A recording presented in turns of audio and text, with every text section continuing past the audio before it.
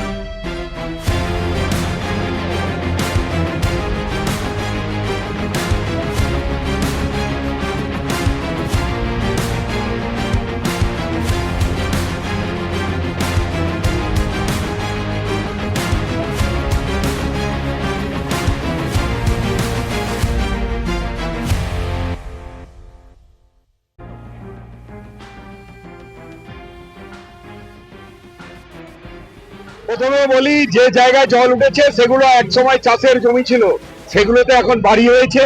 স্বাভাবিকভাবে জল যেভাবে হচ্ছে, একদম টানা বৃষ্টি হয়ে চলেছে, দিনের বেলা যাবো একটু জল লাগছে, রাত্রিবেলা বৃষ্টিতে যাচ্ছে, বেশি ভরে যাচ্ছে। এ সমস্যা আজকের সমস্যা নয়, এটা দীর্ঘদিনের সমস্যা। তবুও আমরা আমাদের পঞ্চায়েত এবং আমাদের বিধায়কের তহবিল থেকে আমরা খাল না সংস্কার করে জল আমরা বার করেছিলাম। গত বছরে একটুও জল দাঁড়ায়নি।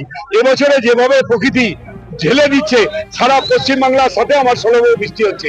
এটা যতক্ষণ পর্যন্ত না প্রকৃতির বন্ধ হবে ততক্ষণ পর্যন্ত আমাদের কিছু করার নেই।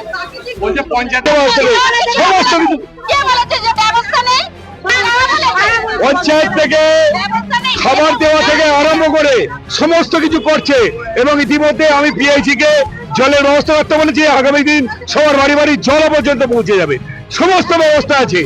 এছাড়া মমতা বন্দ্যোপাধ্যায় যে আমার পাড়া আমার সমাধান করেছে, সেখানে সমস্যা সমাধানের জন্য পাড়ার লোককে এক জায়গায় করে আমরা সেই সমাধান করবো। এখন তাহলে ভগবানের কাছে প্রার্থনা করা ছাড়া বৃষ্টি না থামলে, কারণ আপনি যে ছবি তুলছেন আপনার বাড়িতে জল নেই আছে কি না, উত্তরটা দিন। আছে? হ্যাঁ বললো, হ্যাঁ মুখে বলুন আছে তো। তাহলে এই বৃষ্টি কারো বাবার ক্ষমতা নেই। গ্রাম শহর সব জায়গাতে জলে জলারণ্য। প্রকৃতি থামলে তখন সবকিছু হয়ে যাবে।